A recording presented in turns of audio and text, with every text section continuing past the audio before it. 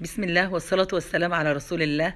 اللهم صل وسلم وبارك على سيدنا محمد وعلى آله وصحبه وسلم. فيديو جديد وروتين جديد يا حبايبي، يا رب النهارده يعجبكم. اخباركم ايه يا حبايبي؟ وحشيني من الفيديو اللي فات. تعالوا نشوف النهارده هنعمل ايه. هنعمل وصفة جميلة جدا، هنعمل كفتة الرز بالجمبري. ماشي يا حبايبي، معانا كوبايه رز حسب احتياج اسرتك يا حبيبتي. كوبايه رز، كوبايتين، حسب الكميه اللي انت محتاجاها. انا كوبايه ونص عملتها واتبلتها وبوشتها شويه في قلب ميه، وبعد كده صفيتها في مصفى، وبعد كده نزلتها على هدمه تمتص الميه بتاعه الرز عشان الطحن يا حبايبي بطريقه في ساعتها كده بطريقه سهله، ماشي، ما ياخدش منكم وقت. معانا بصله متوسطه، معانا شده كزبره على شده شبت، معانا من 3 ل 4 فصوص توم، معانا البهارات يا حبيبتي كمون وكزبره وفلفل، وطبعا الملح يا حبايبي. هنبتدي بقى الرز بتاعنا هو نشفناه في فوطه وبقى ناشف وحلو. هنبتدي نطحنه بقى في الكبه بتاعه الخلاط. اللهم صل وسلم وبارك على سيدنا محمد وعلى اله وصحبه وسلم. ماشي يا حبايبي. طيب هنبتدي بقى هنجيب بقى الكبه. دور الكبه اجى بقى، هنبتدي نفرم الخضره بتاعتنا، الشبت والكزبره، وهننزل عليها بالفصين الثوم والبصله ونضربهم ضربه جامده في الخلاط، ماشي، زي ما انتم شايفين في الفيديو كده يا حبايبي. لو وصلتوا معايا لحد كده حطوا لنا كومنت حلو ولايك كده يشجعنا، وفعلوا زر الجرس يا حبايبي، واللي ما اشتركش في القناه بتاعتي يشترك يا حبايب قلبي. ماشي. طيب هننزل بقى ضربنا طبعا الكزبره مع البصل مع الثوم مع شويه رز عشان خاطر يلف في الكبه بتاعتنا، عشان خاطر ما تعذبناش. وبعد كده هنبتدي ننزل بالجمبري، بس ما تغلطوش الغلطه بتاعتي. انا ضربت الجمبري جامد بقى عامل زي الملبن اللي انا عامله له كحك العيد، كنت حاسه ان هو زيه بالظبط. فانا غلطت الغلطه. ما تضربوش الجمبري قوي عشان خاطر ما تحسيش ان هو ملزق في ايدكم كده.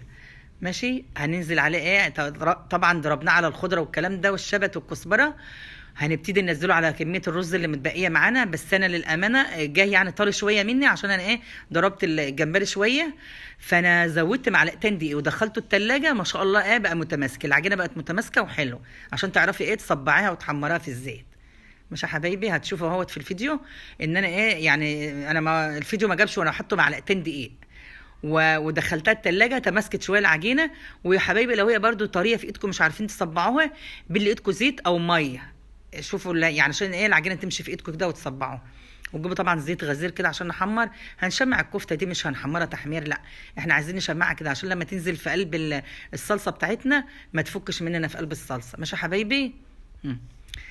اهو تحمير كده خفيف وتصبعي براحتك كده. انا كان النور قطع وكان برضو الوقت دوت ما شاء الله كان صعب يلا خير الحمد لله. مش هتاخد منك حاجه. جربي الكفته بالطريقه دي يا حبايبي، جميله قوي. بس ما تجيبيش الجمبري بقى الكبير الجامبو ده، لا لا، الجمبري اللي بتاع الكفته ده اللي هو العرق الصغير يا حبايبي، المتوسط. يعني انا جايبه كيلو ربع ب50 جنيه، ما شاء الله متوسط حلوه، مش صغير قوي ولا كبير قوي، وما خدش وقت مني في التقشير والله. ماشي يا حبايبي. هنشمع الكفته زي ما انا قلت لكم اهوت. الصوابع الجميله بتاعتنا ده هنشمعها. وهنبتدي بقى هنبتدي نعمل الصلصه بتاعتنا. ماشي. هنجيب طاسه على النار او حله، وهنجيب فصين توم برضو او 3. مش هتكتريش توم كتير عشان حاطين في قلب الخلطه بتاعت الكفته. هندقهم ونحمرهم، وهننزل بطماطم غزيره سميكه، ما تكونش خفيفه، لان الصلصه بتاعت الكفته المفروض تبقى تقيله. زي ما انتم شايفين كده يا حبايبي، صلصه حمرا اهيت، وهتتسبك هتتقل معانا وتبقى حلو. وتنزلوا عليها بقى بالبهارات اللي انتوا بتحبوها بقى، ورق لورا، كمون، كزبره، فلفل، طبعا الملح. وهننزل بقى بنص معلقه صغيره مع سكر عشان نعادل الحموضه بتاعه الطماطم يا حبايبي. شوفي بتتقل معاكي وجميله، لان الطماطم اصلا ما شاء الله اليومين دول حمرا وحلوه، بتخلي الاكل شكله حلو. نسبك الطماطم دي تسبيكه حلوه قوي. وبعد كده هنبتدي ننزل بالكفته بتاعتنا بقى. هتشوفي بقى سويه، هي مش بتاخد سويه كتير والله، اهم حاجه تسبكي الطماطم، وبعد كده تنزلي بالكفته وتسيبيها على نار هاديه بقى، تحسي الصلصه بتاعتها كده تماسكت وبقت حلو. ايه رايكم يا حبايبي في الفيديو الجميل ده؟ ما يستاهلش لايك وكومنت حلو كده يشجعنا منكم؟ يلا يا حبايبي، فيديو جميل، يا رب يعجبكم النهارده. وطبعا لازم تهندمي الطبق بتاعك كده وتخليه شكله حلو، عشان طبعا العين هي اللي بتاكل الاول قبل ما البق بياكل، بتكون العين هي اللي شايفه المنظر الجميل ده. ايه رايكم بقى في الفيديو الجميل ده؟ يا رب النهارده يعجبكم الفيديو الجميل ده يا رب، وجربوا يا حبايب. مع السلامه.